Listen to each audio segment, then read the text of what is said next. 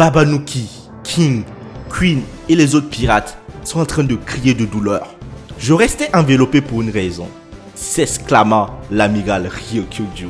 Quelle est cette photo? Nous n'avons pas autorisé que cela soit publié et nous leur avons dit de ne pas mettre le dit du nom aussi. Désolé messieurs, nous n'avons pas reçu de telles directives. Et cette photo vient de l'agent du CP0, Monsieur Guernica. Réimprimez-moi ça.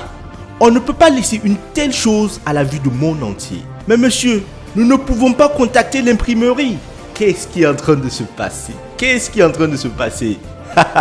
Le monde est en train de voir un bouleversement arriver. Qu'est-ce que Morgan Big News a fait? Ça sent du Morgan Big News. Il a fait une machinerie incroyable.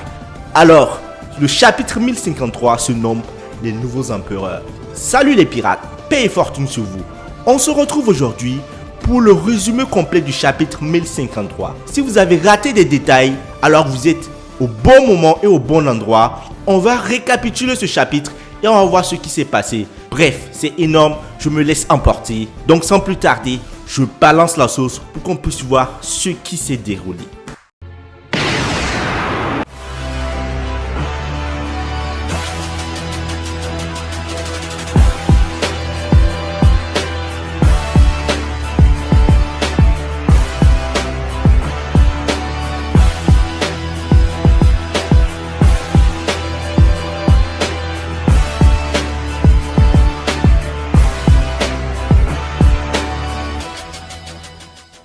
Arrêtez la publication à tout prix.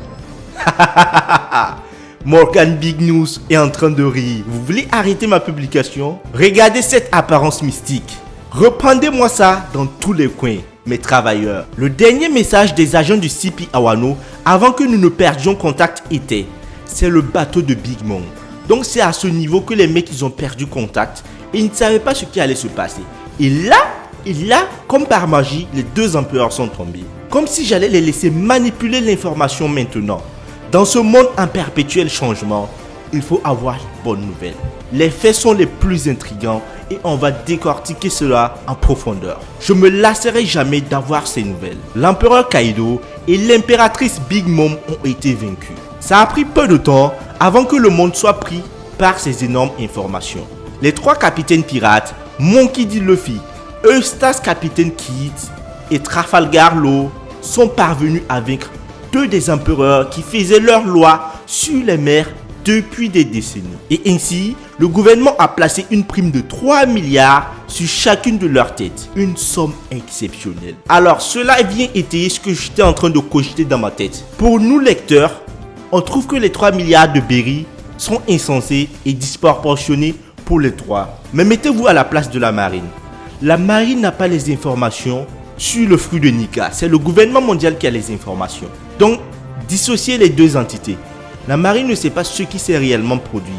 Ils savent que les deux empereurs sont tombés, mais ils ne savent pas comment ça s'est passé. Ils savent qu'une alliance a réussi à vaincre deux empereurs. Et il y a trois capitaines. Jusqu'à présent, on ne sait pas qui a vaincu qui. Nous savons ce qui s'est passé parce que le narrateur nous a expliqué. Et c'est sûr que même Luffy ne sait pas que son fruit est celui de Nika. Car de notre point de vue, on a vu Zunecha et tout ce qui s'est passé et on a pu être mis au jus par rapport à cela.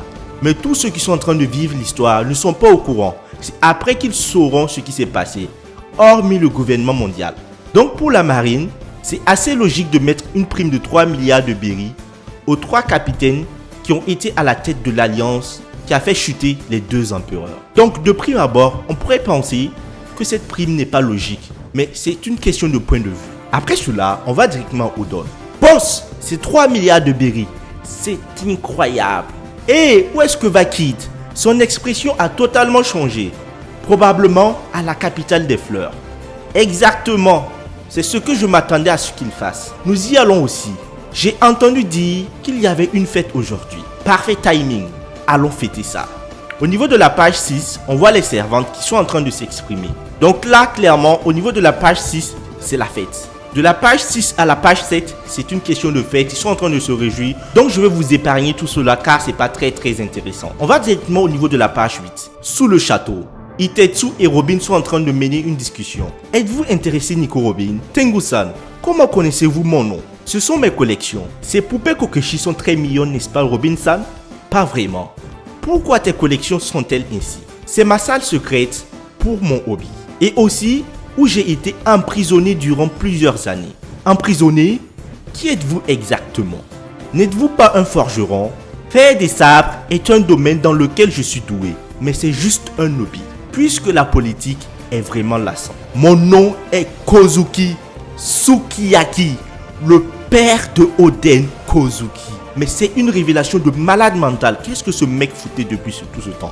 Alors je pense qu'à travers la discussion, on aura beaucoup plus d'informations. Est-ce que Momo-chan est au courant? Non, et je n'ai pas l'intention de lui dire. Cependant, les vassaux ont probablement dû le remarquer. J'ai été celui qui a laissé Orochi prendre le contrôle du pays. Au nom de quoi j'ai le droit de leur dire que je suis encore en vie. J'étais à peine en vie quand je me suis échappé de cette pièce.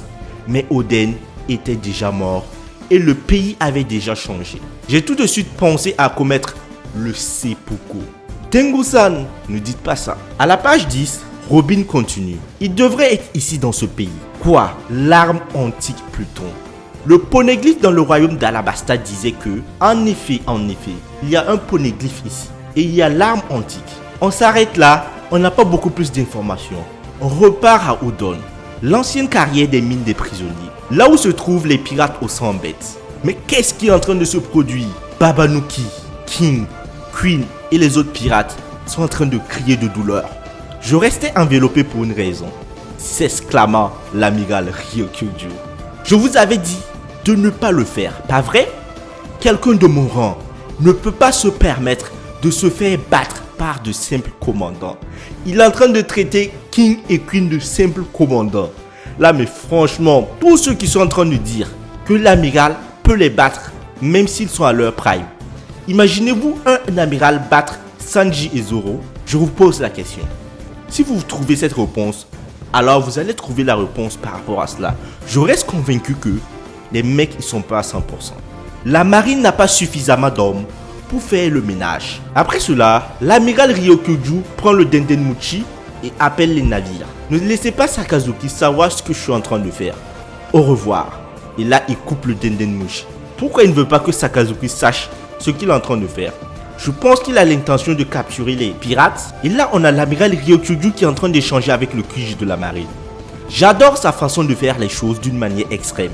Et là, la personne avec qui il est en train d'échanger, sûrement Fujitora, lui répond: tu as fait un bon boulot.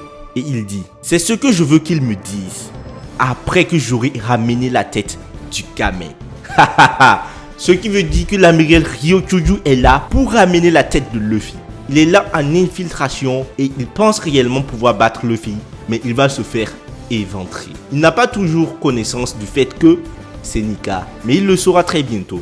Je pense qu'un amiral va tomber. Après cela, on repart au niveau de Luffy et de ses compagnons. Ils continuent de faire la fête et de s'amuser. Franchement, c'est une grande fête, mais ils savent pas qu'un danger est en train de planer sur leur tête. L'amiral Ryokugyu va venir. Il va essayer de prendre la tête de Luffy. Mais on sait très bien qu'il ne va pas réussir. Donc pour l'instant, c'est la fête dans la capitale des fleurs. Je ne pense pas que ce soit le dernier chapitre de l'arc. Donc je suis impatient de savoir ce qui va se passer. Et à la fin du chapitre, on voit Kid qui accourt avec les journaux. On sait très bien ce qui se passe dans ces journaux. On sait très bien ce qui va se trouver dans ces journaux. Et là, il s'exclame: ce sont les nouveaux empereurs, les Yonko. Et il les cite: je dois avouer que nous t'avons sous-estimé en te prenant pour un pirate ordinaire. Mais tu es d'un calibre bien supérieur, Baggy le clown. En réalité, tu as fait partie de l'équipage du navire de Gold Roger, le roi des pirates. Oh, comment ils l'ont su? Je suis surpris qu'un homme de ton envergure soit parvenu à se montrer aussi discret pendant tout ce temps. Mais en orchestrant cette évasion, ta vraie nature s'est révélée au grand jour. Non. Shanks le roux, Luffy au chapeau de paille, Baggy le clown jester et Barbe Noire d'Itich. C'est incroyable. Et Luffy s'exclame: Quoi? Je suis devenu empereur. Oh, pensez-vous que Luffy va accepter ce titre? Ou bien il va s'en foutre carrément? Et on va directement au niveau de Ryokugyu qui s'approche de la capitale des fleurs. Et il entend la musique qui est en train de sonner. Eh bien, c'est de la bonne musique qui vient de cette fête. Mais la marine n'a pas le temps pour ça. Satané gamin. Le monde extérieur est un foutoir. Luffy et sa bande viennent de mettre un foutoir dans ce monde. Et l'amiral est là pour changer les choses. On aura un bain de sang. C'est pas encore fini. Ça ne fait que commencer. Les nouvelles primes de Luffy, Law et Kid sont toutes les trois de 3 milliards de berries. La photo sur l'avis de recherche de Luffy nous affiche le Gear 50. Ah ouais les amis, c'est incroyable. C'est incroyable, c'est incroyable. Le gouvernement mondial a placé une prime extraordinaire de 3 milliards de berries sur chacun des capitaines pirates. Monkey D. Luffy, Eustace Kid et Trafalgar Law. Alors les amis, Luffy et Baggy sont les nouveaux empereurs. Luffy, Kid et Law ont tous la même prime. La prime de Baggy et des Mugiwara ne sont pas encore révélées. L'arc Wano Kuni n'est pas encore terminé. On est encore dans l'acte 3. Que pensez-vous de ce chapitre? Donnez une note à ce chapitre. Parce que là franchement, ce que Eiichiro Oda vient de nous faire, c'est pas une fin d'arc. Il est en train de créer des intrigues dans tous les sens. Il y aura une pause d'1 mois, mais je pense qu'on aura assez de matière à en discuter. D'ici 2 chapitres, je pense maximum, l'arc va terminer. Alors les amis, si vous avez aimé cette vidéo, mettez un gros pouce bleu et abonnez-vous massivement. On a atteint la barre des 3000 abonnés, c'est extraordinaire. La flotte ne fait que grandir. Donc, venez tous ensemble pour agrandir de plus en plus cette flotte en vous abonnant et en likant mes vidéos. Merci à vous tous et prenez soin de vous. Peace.